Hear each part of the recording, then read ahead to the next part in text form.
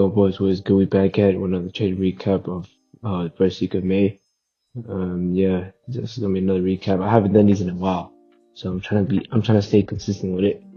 Um, Honestly, quite a week. We didn't have too much trades going on this week. I probably like up to 3 or 4 trades, so let's go through them. And I'll just um keep it real, transparent. So first trade I took of the week of the first week of May was this supply. CHF JPY. Reason why reason why I took this trade is honestly just looking at it, CHF JPY came from a huge heavy drop, right?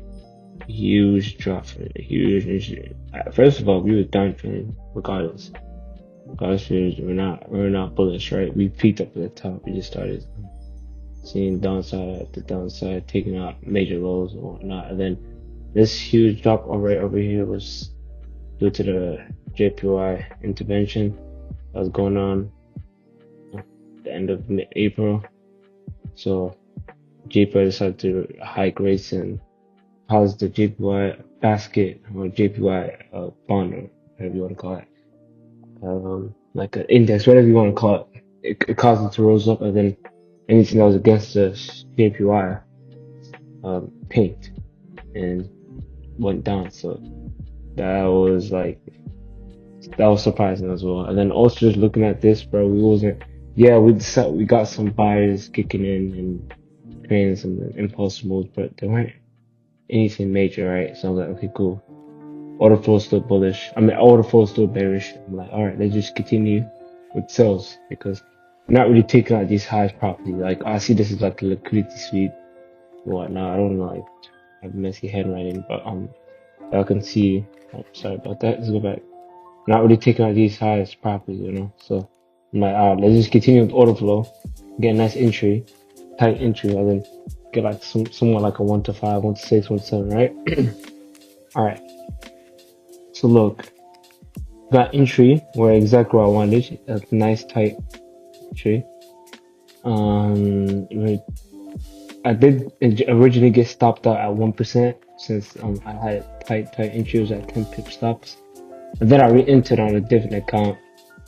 Then I mismanaged my trade because I was on the charts, I guess. And then fortunately I didn't set my TP1s right. So my TP1 was supposed to be right at slow at a 1 to 4, and TP2 is at maybe at slow right here, or I feel my original TP2 was right down here. Just take out these lows, right? It was right down here at a 1 to 10. Take out like these relatively equal lows or equal, just to take out these relative equal lows right down here. Unfortunately, it did hit TP1, but it went against my plan, and yeah, she took the loss. And I don't want to interfere my trade. I was like, oh, let me just close before swap hours. But I'm like, nah, let's just hold on to the trade, bro. Then yeah, this is where we at currently. Is that live setup? Nope. All right. Currently we got a couple subs. I haven't drew these. I haven't drawn these subs, but we got a few right here. The labels are basically my alerts, so those are my bad subs. Second trade I took was it an EU loss? I forget. It was an EU loss. Yeah, I took an EU trade right here, and right before swaps, I did close right before swaps, right around right here, and then it was sort of like a break-even trade, but I did blow my account in this trade, and then I'm like, all right, whatever, dude. And then my third trade is right over here, so you can see my thought process was like, all right, let's just continue with trend and just look for sales since we're currently reacting from a 4 hour supply, right? But then my bias is incorrect, right? We react from a strong kilo right over here. Y'all can see, and then we had this initial reaction. And then right over here, we have like some sort of like support and resistance, like, which is this refined supply that caused it to dump. Then right over here, it looks like we have some type of reaction level key or some refined supplies demand zone. Then we just decided to go with trend, not taking out any of these single lows. These are strong single lows. So I'm like, all right, cool.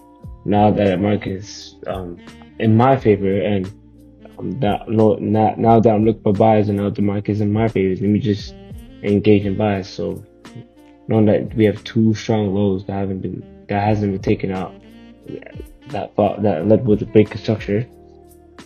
And like we're bullish. And then from there I was looking for entry, and then voila, found my entry, which one liquidity, break of structure, another break of structure.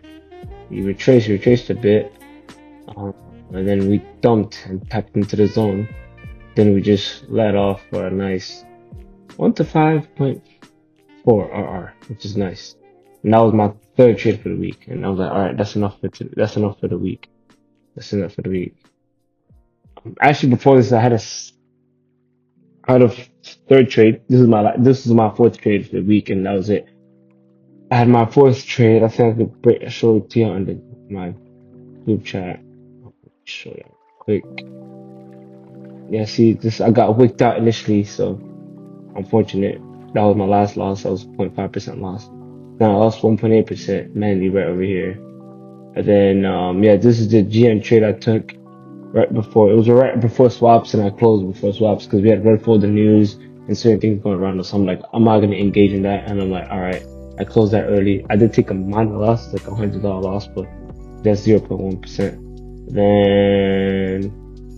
Then yeah, from here, just to show y'all some proof and execution, keeping it real. Yep, took this on 2 accounts and we made 9.8%. And then from there, we just go crazy, man. And yeah, bro. And that's about it. My expectations and whatnot. Honestly, to be balling, you gotta be all in. I'm gonna keep it a beam. I'm gonna keep it a buck. The only way you're gonna become better at trading is if you actually dedicate your time and craft into perfecting your craft. I don't know what the hell did I just say. The only way you're gonna become good at trading is if you actually put the time and work into it and actually practice and actually try to like perfect your craft. Perfect your craft. If you enjoy the fruits of your labor, you enjoy the fruits of the labor of trading. Perfect your craft. You enjoy the perks that comes with trading. The moment you can perfect your craft is the moment you will win and start to see real results. Start to see funded accounts, payouts, max allocation, and whatnot. I know I'm saying this and I haven't achieved this, but I'm telling you I'm going to achieve this. I'm 6-figure funded and got a payout. I'm just scaling and trying to get max allocation, try to get consistent payout. And sooner or later, now if I can do it, y'all can do it. If y'all can do it, then I can do it. That's how it goes. So yeah, stay tuned till then.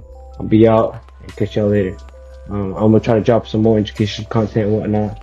Stay tuned for those as well. And yeah, take it easy, man.